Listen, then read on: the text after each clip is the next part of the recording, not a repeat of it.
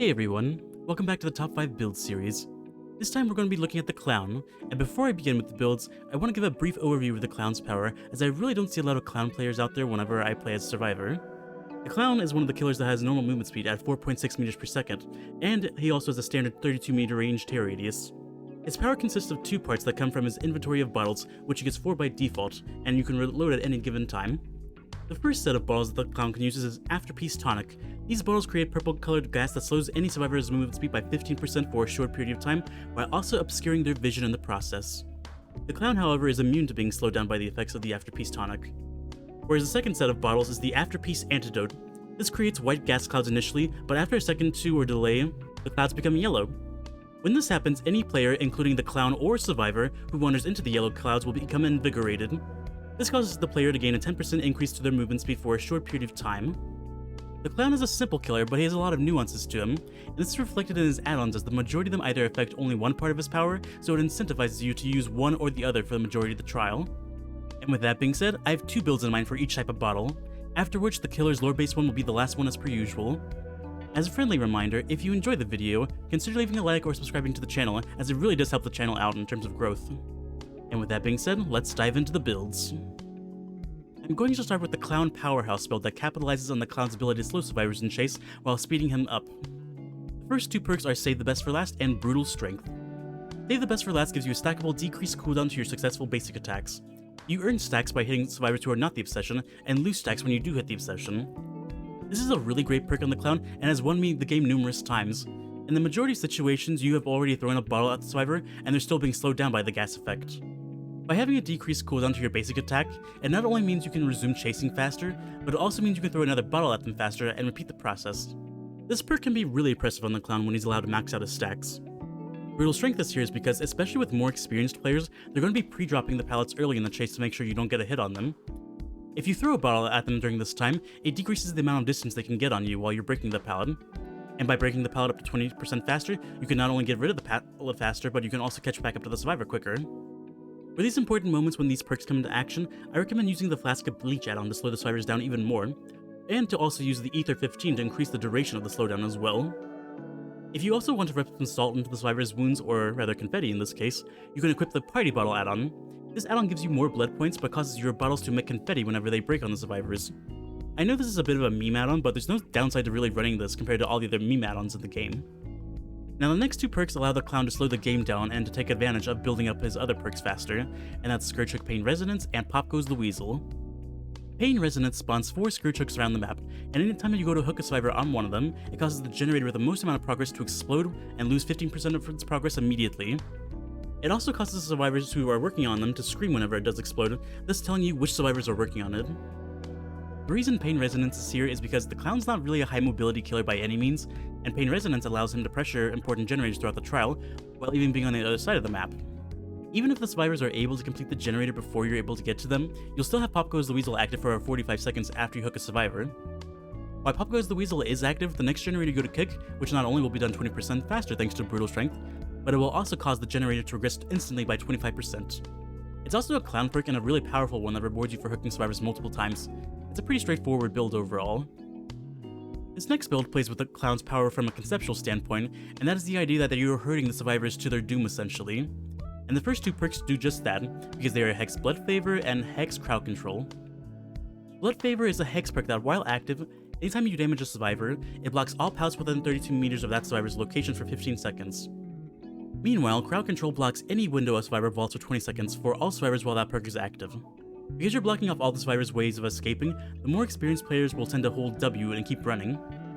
For this reason, you can also use the previous build's add-ons for similar effect if they keep running, but you're also going to want more bottles with either the Sticky Soda bottle or the Cheap Gin bottle add-ons to make sure the survivors don't reach a pallet or window that's not being blocked off with these perks. The third perk, of course, is Hex Undying, which is meant to protect Blood Favor and Crowd Control by being the first totem broken whenever a Hex totem is cleansed. To synergize well with the build, the last perk is Hex Haunted Grounds. This perk turns 2 dual totems into Hex totems, and when a survivor goes to cleanse one of these 2 totems, all survivors become exposed for the next 60 seconds. And because we're also using Hex Undying, there's a chance that it will activate Haunted Grounds without using the perk up altogether, which is a really interesting interaction that I can't explain why it works, it just does in its current state, which is really amazing. Haunted Grounds is a secondary means of protecting Blood Favor and Crowd Control, by punishing survivors if they start cleansing the totems. This opens up the opportunity to down survivors very quickly and snowball, but the build can easily fall apart if it's an all hex totem build. Is it the most consistent build? Not really. Hexes are not consistent by any means, but it can be interesting to watch the survivors' reactions to it. Moving on to the Afterpiece Antidote builds, these builds revolve around what I consider to be the Clown's best invigoration add-on, and that is the Cigar Box. This add-on has the effect that while any player is invigorated, again the Clown or the survivor, it lets you see the aura of all other players within 16 meters of your location. Aura reading is never not useful, and because you throw your bottles ahead of time because of the cloud delay, you know the survivors are not going to be benefiting from the aura reading effect of this add-on. The first two perks for this build are the Wombo combo of Agitation and Starstruck. While carrying a survivor, Starstruck causes all survivors inside your tear radius to become exposed for 30 seconds, so long as you're carrying the survivor, or they leave your tear radius altogether. Agitation, meanwhile, increases your tear radius while you're carrying someone, which also expands the effect of Starstruck. It also increases your movement speed so you can get to a hook faster. With these two perks, I try to hook the survivor towards the center of the map so I can get the max range out of Starstruck. Or if I know survivors are in a certain area, I'll hook the survivor I'm carrying closer to them so I can get Starstruck value out of them. After hooking the survivor, it's a good idea to throw a bottle on the ground and reload. That way by the time you're finished reloading, you can use the aura reading to find survivors by walking away from the hook while invigorated. To increase the effectiveness of the aura reading, you can use the Garish Makeup Kit to increase the duration of invigoration by 2 seconds. With this add-on, that means you can have 2 more seconds of aura reading, which isn't a bad effect at all by any means. Having extra bottles can help you chain the aura reading effect of the Cigar Box, while also moving around the map faster than you would normally. The next perk is Hex Devour Hope. This is a high-risk, high-reward perk where you build up tokens by letting survivors get unhooked whenever you're more than 32 meters away from the hook. After 3 tokens, everyone becomes exposed, and after 5 you can start killing survivors outright, even if they haven't been hooked at all during the trial. To start fueling the build, the first down is entirely on you to get, but the next ones can be made easier to get with Starstruck to build up your tokens faster. If Devour Hope breaks early on in the game, then you still have Hex No One Escapes Death as a means to win the game. If there's a dull totem left on the map when an Exegate is powered, you gain a 4% increase to your movement speed, and all survivors suffer from the exposed status effect while the Hex is active. I found this build is actually quite fun to use, especially when chasing down survivors who are suffering from the exposed status effect. It can create a sort of an adrenaline rush whenever you're running at them with increased movement speed, thanks to the Afterpiece Antidote. The next build is a bit of an all-purpose one, as it has various aspects of stealth, information, and slowdown to it. The first perk is Discordance. When 2 or more survivors are working the same generator together, you get a loud noise notification every 4 seconds, and that generator is highlighted in yellow to you. This is great for keeping track of survivors' whereabouts during the game, and stop them from ultimately gen-rushing you with their teammates. Next up is Hex Plaything. This turns a dull totem into a Hex totem when a survivor is hooked for their first time. While cursed by the Hex, the affected survivor suffers from the Oblivious status effect, and for the first 90 seconds, the totem can only be cleansed by that affected survivor. Running around the map with increased movement speed with the bottles, and being able to see survivor auras, has the potential to jump scare survivors as well. To help you out with the jump scares, you also have the perk Tinkerer here to help you as well. This perk gives you a loud noise notification when a generator reaches 70% completion, and when this happens, you also become undetectable for the next 16 seconds. With this early warning, you can use your Afterpiece Antidote to speed you up to get to that generator faster. Even if they know you're coming, because of this Cigar Box, anyone who tries to hide in that immediate area will more or less be giving you a free hit on them essentially. If you do get there soon enough while undetectable and invigorated, you do have the potential of getting gen grabs and scaring the hell out of the survivors by knowing which side of the generator they're on. Also, because you're going to the generator while undetectable, when the effect of Tinkerer wears off, it'll be around the 90% completion mark, and that's when Merciless Storm activates. Merciless Storm triggers back-to-back skill checks on a generator when it reaches 90% completion. If a survivor misses a skill check caused by Merciless Storm, or it's interrupted like with this build, it will block that generator for the next 20 seconds. Similar to previous builds, having extra bottles in your inventory can improve the build's performance. If you especially decide to go to an indoor map with this build, I recommend using the Fingerless Parade Gloves. This add-on lowers the angle at which you throw your bottles at. This way you can essentially avoid accidentally hitting the ceiling with a bottle when you're trying to aim forward ahead of you, so you can catch up to the survivor quicker. And yeah, this is a pretty fun build, although against higher, more experienced players, it's not going to be as effective as it could be. And now for the killer's lore-based build. The clown, also known as Kenneth Chase, didn't have it easy growing up, where you see his mother died during childbirth with him, and this essentially would create a rift between him and his father forever. His father became an alcoholic and would come home and verbally abuse the young Kenneth. This unknowingly would create mental trauma for the boy, and he would carry it for the rest of his life. The first perk in the build is Oppression. When you go to kick a generator, up to 3 other random generators begin regressing, and if one of the selected generators is being repaired on during that time, the survivor will be presented with a difficult skill check. Over time, Kenneth found himself obsessing over the feathers that he saw walking home from school.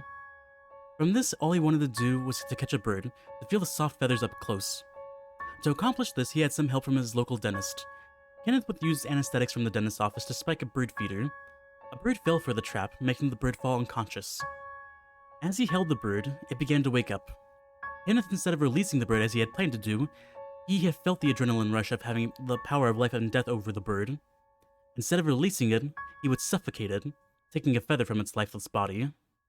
As Kenneth grew older, he trapped more than just birds. He worked his way up to larger animals, and then suddenly one day, a man went missing from his town. Kenneth kept his trophies from his victims in a cigar box. One day, Kenneth's dad found the box. Inside were feathers, paws, and yes, even a man's finger. From then on, Kenneth became a runaway to avoid the consequences of his actions, to which he had joined the circus and changed his name to Jeffrey Hawk to disguise himself. As a clown living among the circus, Kenneth lived contentedly for a while. He had replaced his adrenaline fuel for power with junk food, alcohol, and yes, even porn, as demonstrated by his VHS porn add-on. However, even these vices proved to be not enough for the insatiable desire for the clown.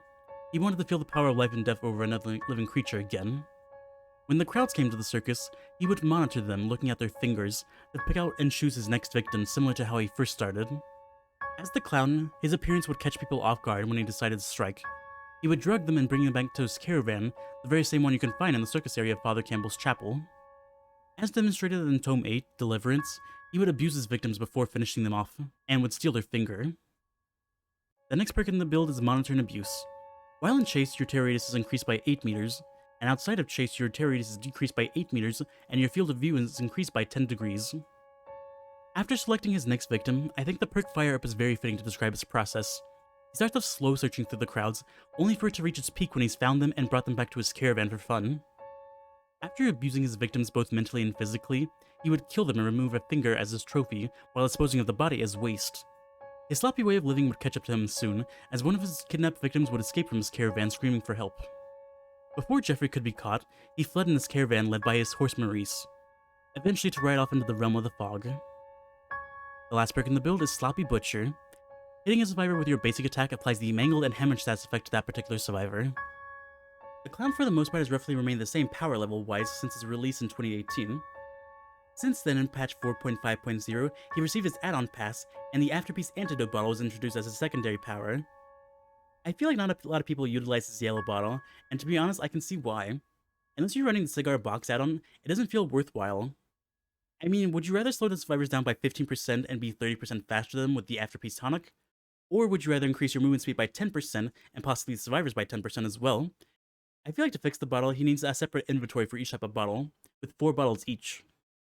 This way would actually give him more map mobility, and would allow the clown player to make more tactical decisions in each stage by not having to worry about running out of a certain type of bottle. And yeah, those are my thoughts on the clown. With that being said, we reached the end of the video, to which I hope you've enjoyed it. I'm Meepless3, and I will see you next time. Goodbye for now.